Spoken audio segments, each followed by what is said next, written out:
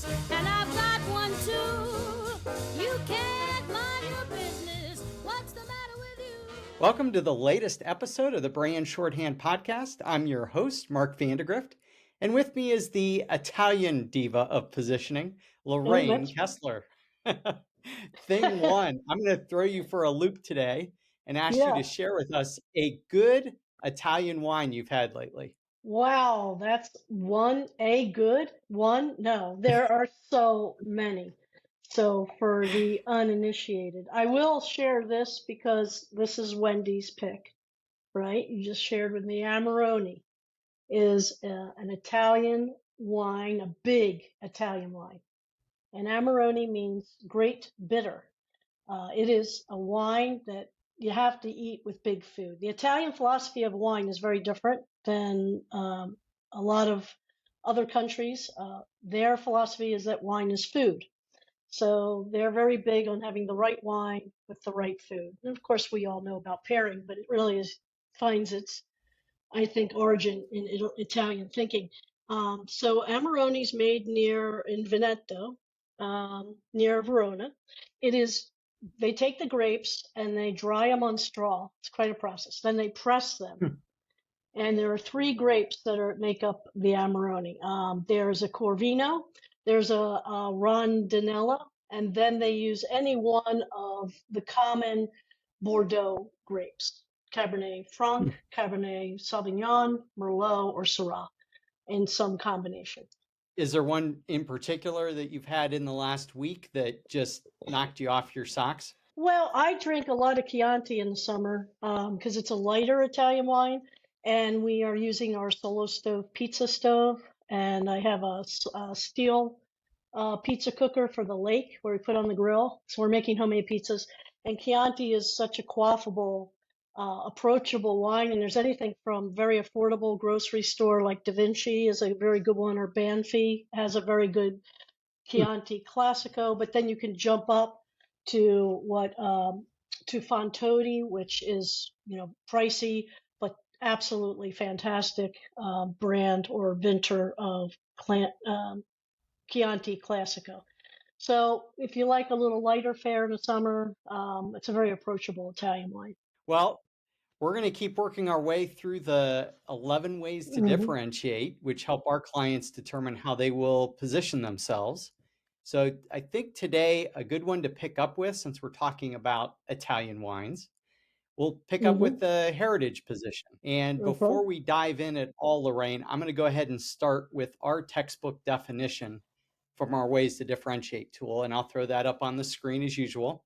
But I'm only going to read the first part because we actually break it down into 4 different heritage plays that are listed on our tool. The rules of play. There's a natural psychological importance in having a long history, one that makes people secure in their choice. Heritage and trust work together. There is power in being a participant in a continuous line that connects and bonds one to a history that one carries forward from the living past. Without a sense of heritage, people tend to feel vulnerable, emotionally cut off, and ungrounded. Another way to look at this approach is to recognize that being around a long time also gives prospects the feeling they are dealing with the industry leader. Some examples: Steinway, the instrument of the immortals. I love Steinways, by the way, as a piano player. Cross pens, flawless classics since 1846. And I think I got about 321 of those when I graduated from high school. And Glenlivet Scotch, the father of all Scotch. So before we get into the specifics and the 4 heritage plays, Lorraine, give us your perspective and comments on the heritage way to differentiate. Well, as you said, there's different ways. So I'll talk about what the value is, which I think you covered, is that the heritage links to trust.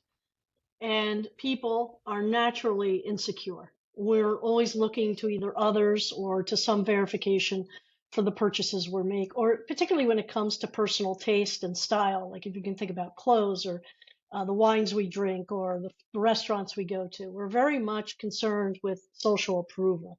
So heritage really plays to that. So that's the psychological advantage it has. It kind of credentials the brand in before we have the chance to maybe check it out with others.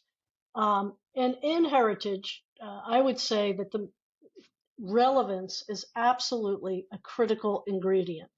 You have to play in your heritage play to what the customer, what they either fear or what they care a lot about, right? So it can be very emotional.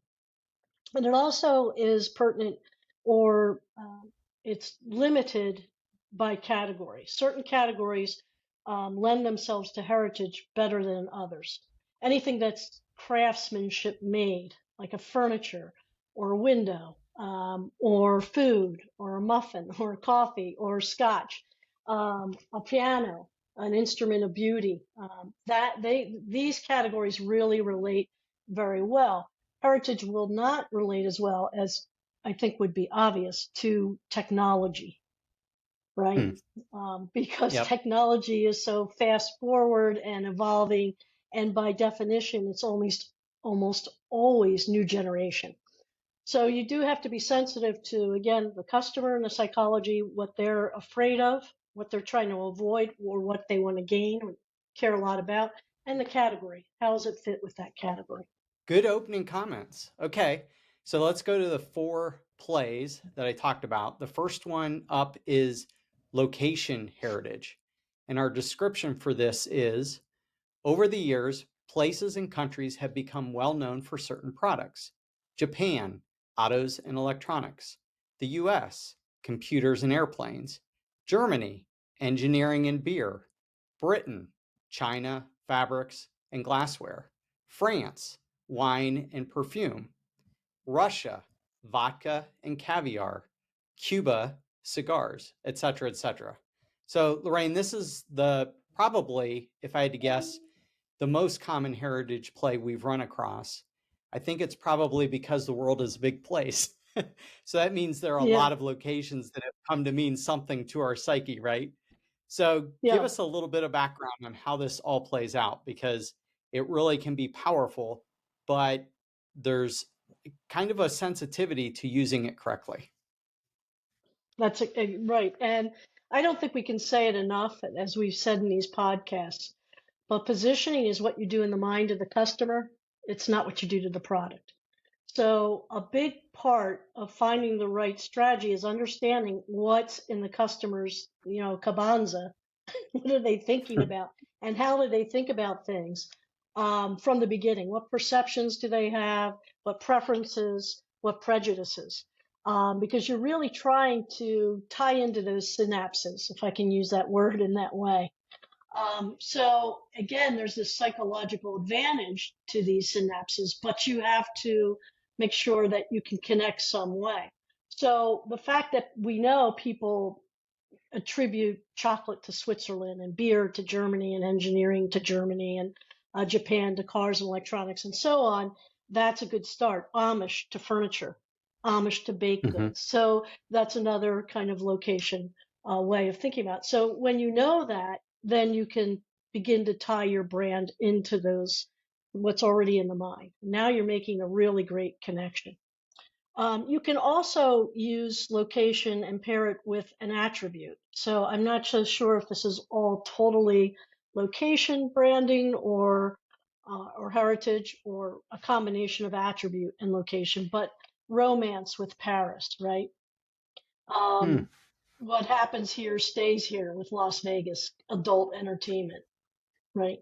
Adventure, Alaska, pure with Michigan, the heart of it all with Ohio, right? So, I mean, branding locations, actual locations with an attribute is another kind of a reversal of what we're talking about. One is taking a product and attaching it to a location as a way of credentialing it.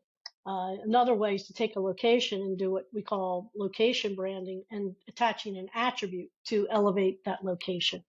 Well, we even do that here with Canton. I mean, You know, if you're in the football world and you say Canton, people automatically go Football Hall of Fame. We were in Ireland a month or hmm so ago, and I was someone asked me where we were from, and I said Canton, Ohio, and they said, "Oh, Pro Football Hall of Fame." So even over in Ireland, where football isn't a huge thing, this guy in particular liked football, had gone to a couple of the games when Notre Dame was over there, and he knew exactly where Canton, Ohio was. And I think to your point, one of the things that the previous director of the Hall of Fame did is he attached the notion of excellence to that. Because when you think of a Hall of Fame, you think of excellence, the pinnacle of your sport in this case. So Canton, kind of like the address of excellence, and we think of the Yeah. Pro Football Hall of Fame. Well, I'm glad you brought that up because years ago we advocated fairly strongly that we brand Canton the Hall of Fame city. And Visit Canton is using that today. And that is exactly the right position because it will float all ships. If we're the Hall of Fame city, that means we have a quality and an excellence, as you were saying, that can speak to art galleries, to clothing shops, to boutiques, to anything related to sports, not just football. Well, let's go to the next play, which is playing against that location, called the Anticompetitor Heritage. This play is also location-based for the most part, and here are a few examples. Stolichnaya ran an ad that said, "Most American vodkas look Russian. Stolichnaya is different. It is Russian."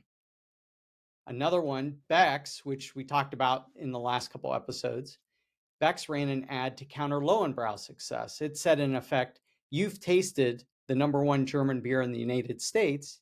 Now taste the number one beer in Germany." And then we have one more. Pace Salsa is another example we use on the tool set.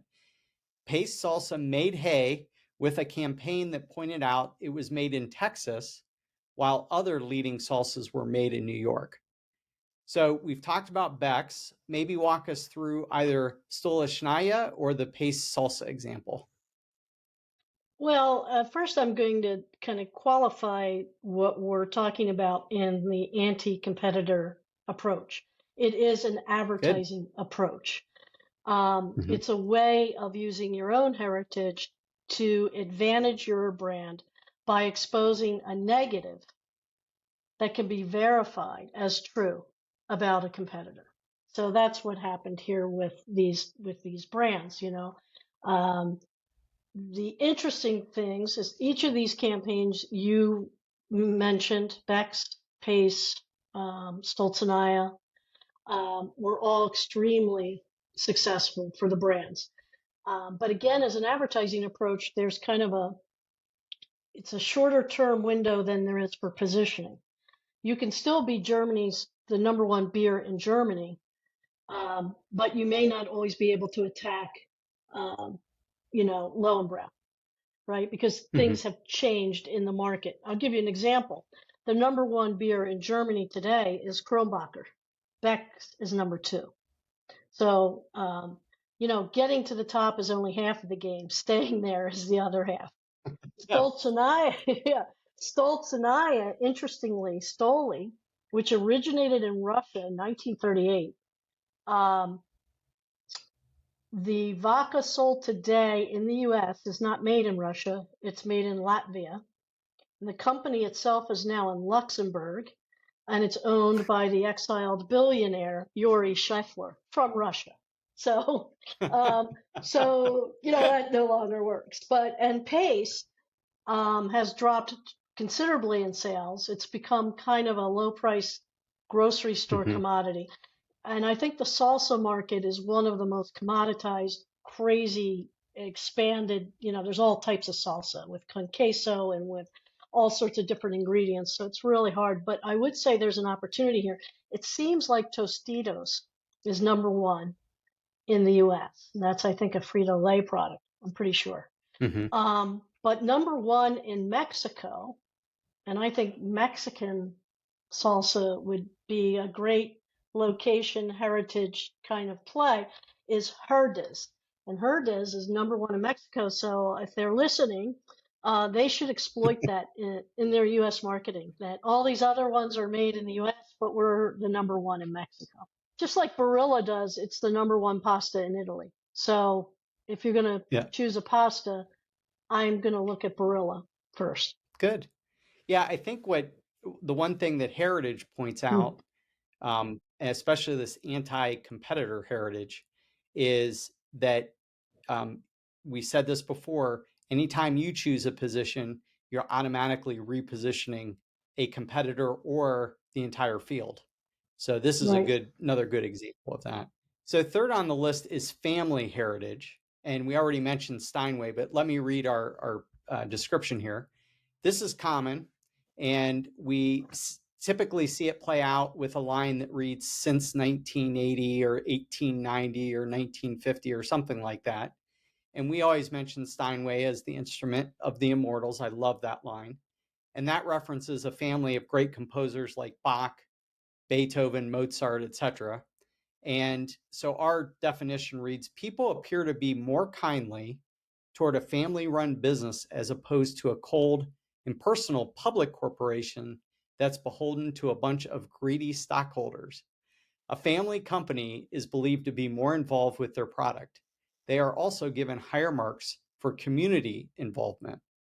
So Lorraine, it seems as though the since ... part has been diminished somewhat because we've lost a little bit of a tie to the past. But I think what has crept up even higher to that is the local idea, buy local, because of all the big corporations and their antics. And typically the local companies are family, small business type companies. So share with us a little bit how this family heritage plays out.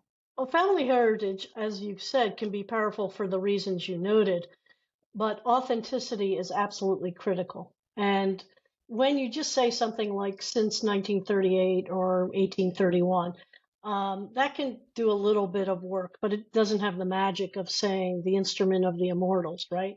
You have to deliver a specific benefit. There has to be either made the same way for the last 200 years. So there has to be some tangible promise of a specific in either how the product is made or what it's going to deliver or benefit me that's different, that separates it from other brands, either manufactured, mass manufactured, or whatever it is. So you have to get beyond just the since stuff, and not just because history. I think people value that, but they don't know what that means. So you have to help them. And authenticity, as I said, can be really great. Now, on the way home the other day from the lake, I saw this truck and I just had a chuckle to myself because it plays right into what you just said about the since message. A big truck, and it said on the side, 40 years delivering seedlings. And I'm like, 40 years isn't that long. And wow, they really do have a narrow niche. They are positioned. They're doing seedlings. Only I don't know what kind, but I hope it's not pods from the body snatchers or something like that. But 40 years is like not a long time in the way people think about time. So I Well, just thought that was 1983 is yesterday, I know, I know. I just heard that. What was it I heard the other day?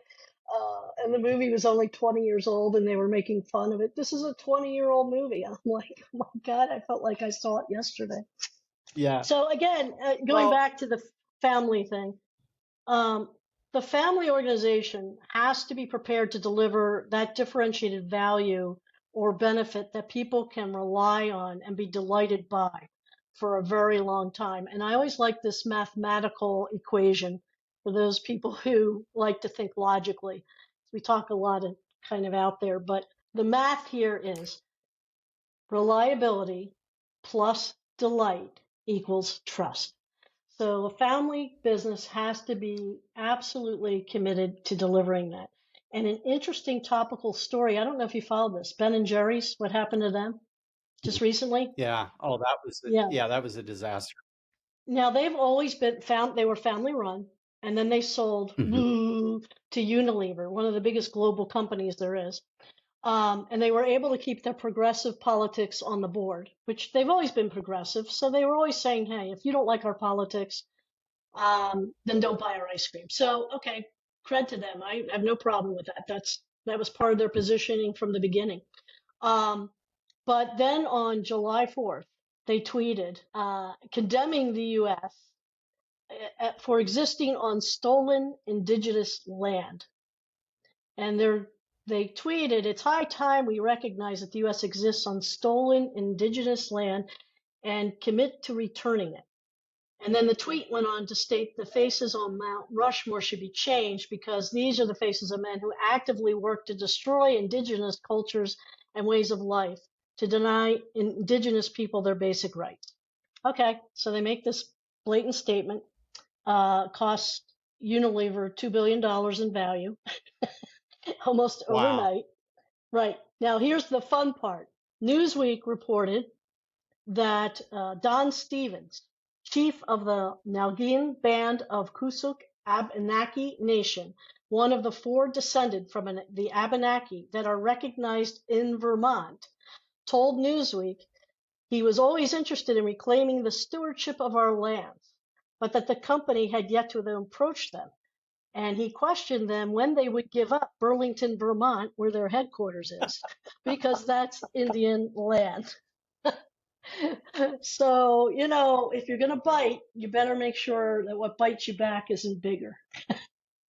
Oh, Kind of a geez. lesson. Yeah, and when you think about family heritage, the name itself has to already have value to it. In other Hmm. words, if I were to say, here's a mug, and I called it the Vandergrift mug, there would be no value to having that heritage play because there's been no value built up around the name Vandergrift. Right. So from that standpoint, um, you can't just say, well, we're a family run business, so we're going to call it Carter's or Kessler's or something like that. I think your in-laws had a Hmm. clothing store in Perrysburg and it was called Right. Kessler's, but they were Hmm. very, very well respected in town. And I Right. think we said up front, you have to have a lot of community involvement. And that store lasted for decades and decades because it was a name known in the community with high value.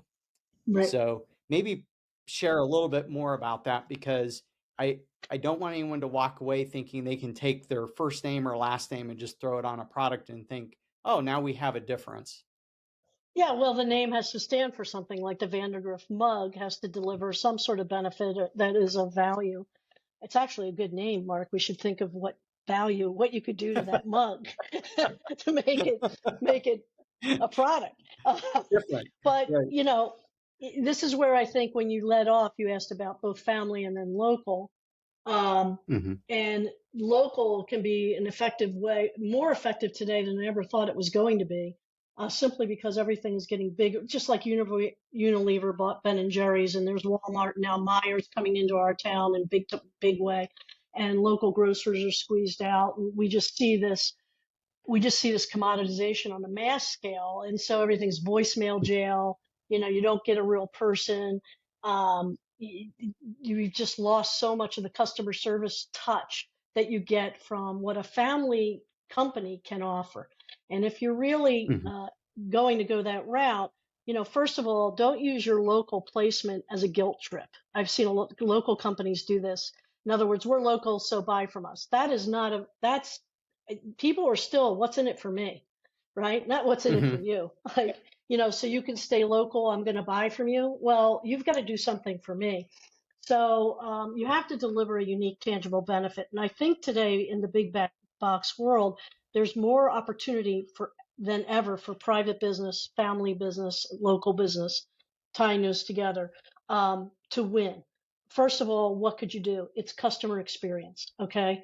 You can be highly intimate and personal because you don't need to boil the Hmm. ocean, right? So you can focus on those core customers. You can treat customers like members, not like just walk-ins and transactions. You can know their names. You can personalize rewards. You can send them personal notes, handwritten. You can have free deliveries. Local grown or local made products not available in mass, specialty products. So there's a lot you can do to really make that authentic and real and Hmm. relevant. And that's what I was saying about relevance is the key to all the heritage. So that you separate and people go there for the experience. Yeah, it's interesting when you think about a Mhm. family business, there's usually a lot of sweat equity in that business. There's a lot of hard work. So externalizing that would mean I'm really working hard to both get you and keep you as a customer. You can Right. expect a lot more effort from me, a lot more customer service, going the extra mile to both keep and get customers in the first place. So um, there's a caution I would throw out that you just don't slap a name on something and think you have a difference. But at the same time, Mhm. it can be really powerful as it plays out over the years. This is one of those things where time is critical when it comes to family heritage. Finally, we have the character as a heritage play. And this is an interesting way to exploit a brand's heritage with what made the brand famous in the first place. What do I mean by that? Think of the Jolly Green Giant, Colonel Sanders, Charlie the Tuna, Mr. Peanut, Orville Redenbacher. So clarify for us what we mean when we indicate the character as a heritage play. It's a way of creating heritage by exploiting a brand personality. So you exploit that personality by creating a character, and this is usually so it's a twist on heritage, but it doesn't depend Mhm. on heritage. It actually ends up creating it. The heritage for Geico is the gecko. The heritage now for Progressive is Flo. They become symbols or stand-ins for these brands and their other Mhm. position, which you mentioned is price. So they're just stands in. They're like the American flag. Like if you think of the American flag, it's a symbol for all of what America is based on, the virtues, the Mhm. values that we hold dear, and some want to smear. We should write that down. We hold dear and someone to smear. But it is a symbol for those ideals. And so Flow and the gecko become that. So in the commodity categories you were talking about, Jolly Green Giant, popcorn category, Orville, Redenbacher, etc., what these do is they bring some distinctive creative differentiation through personality to Mhm. a commodity product that there's way too much choice. So it becomes a way of identifying that product so people can remember that product a little bit better. Mr. Peanut is another one, and these kinds of things. So often in overly commoditized categories, do you see that? It's put in the heritage bucket, but it really is about creating a character as a way of creating a distinguishing, differentiated symbol for Mhm. usually a more commoditized product. Yeah, I think where it might get confusing for people is when we list some of these, the Jolly Green Giant doesn't evoke a particular aspect of those, vegetables, right? Charlie the tuna doesn't evoke a certain differentiation for the tuna. Yeah, Whereas Colonel Sanders is finger looking good, so we have a taste position there. Orville Redenbacher is premium popcorn, so we have a kind of a leadership position there. Um, Geico Geico's Gecko, Flow from Progressive, the um, Liberty Mutual, mm, Emu. Those are all yeah, things, but they're all different ways to be low price. So the Gecko is about 15 minutes, saves you 15% or more. Flow from Progressive is use the price checker. The Emu is personalization or customization of your coverage, so you only get what you need. right. So those are Value. different ways to do low price. And what they're doing is it's going back to that time that you need to develop something. It's funny. I looked up the Aflac duck the other day. It's been around since January 1st of 2000. So we've had Wow. 23 years, speaking of time, of the Aflac Yeah, duck. So you're now connecting the Aflac duck to supplemental insurance. But their original difference was they had to explain what supplemental insurance was. And now that it exists, we recognize that Aflac duck. So I think that as long as you're giving it time and you don't abandon it right away, a character is a good way to go because, as you say, eventually there's that heritage connection to it. It's almost like a logo to a company, like a Nike swoosh evokes emotion in us because we know what it stands for, because there's been a lot of investment in what that stands for. So yeah. I think it's worth working through this because sometimes positioning is a little mugwampy and we gotta bring clarity to it. So good. I think you make a very good point that if you look at all the brands you just mentioned, without exception, they've been consistent and constant with time and money on that idea. And that's what it takes. That's the advertising side of positioning. It's one Mhm. thing to have the idea. The other thing is the execution of that idea and how you stick with it. And so they have. And as much as the Emu and Liberty Mutual annoys the heck out of me, they're doing the right thing and they're sticking with it. And I got to say, it must be working for them because they wouldn't stick with it. Well, Lorraine, let's bring this episode to a close. I think it's obvious that the two of us have been around for a while, so maybe we both have a heritage play we can come up with for our Yeah. own positions in the psyche. Well, to all Since our loyal listeners, 1955. Since yeah, I was going to 1955. say 1970. That's Well, to scary. all our loyal listeners, remember to like, share, and tell others about the Brand Shorthand podcast. Thank you for joining us, and we look forward to seeing you on the next episode when we dive deep on some core principles of positioning. Until then, have an amazing day. Ain't nobody's business but my own.